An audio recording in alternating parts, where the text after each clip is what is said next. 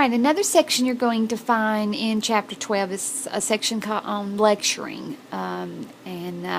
Cognitive psychologists argue that students are often mentally active during such seamless passive activities as listening and reading.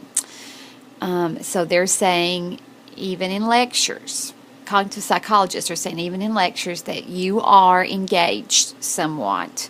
Now, I tend to think that's according on how entertained you are by whoever is giving the lecture, and how much that person allows you to be involved. My thinking, not necessarily research.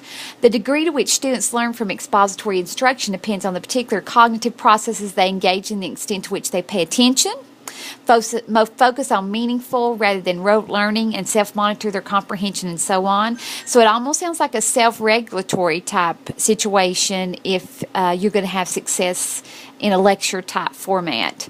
3 examples of teachers engaging in recommended practices for classroom lectures. First, all 3 of these are good examples. This is where you would want to be as a teacher.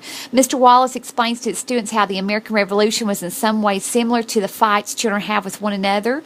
The main reason that would be a plus is because students can understand real-life fights with each other, and then to take that knowledge that they already have about the day-to-day real-life scenarios and put that to the American Revolution. They're capable of doing that. So you can see how that lecture helps the students make the ties.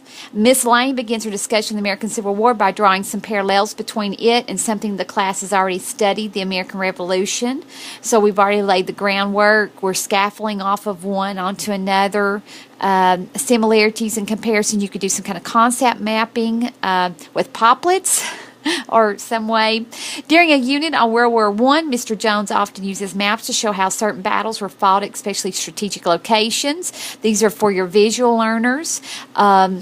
Research says 80 to 85% of the population are visuals, and research also says if we can have 2 different learning styles brought in at one lesson time, that ups the chances of material going into long-term memory. So by using a visual and then maybe verbal type teaching, then maybe that's a better combination.